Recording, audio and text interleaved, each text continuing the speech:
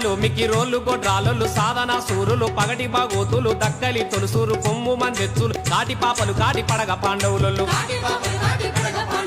గంట పకీరోళ్ళు గంగెడ్ల ఆటోళ్ళు గంగి గోగు వేష రంగు బసవన్నలు సత్య సావిత్రి కథ చెప్పే సిందోళ్ళు మల్లన్న మాదాత కథ చెప్పే ఒక్కోళ్ళు ఏ మూల పల్లెల్లో కూడా వీళ్ళాటలు సుద్దమన్నా లేకపాయే రామ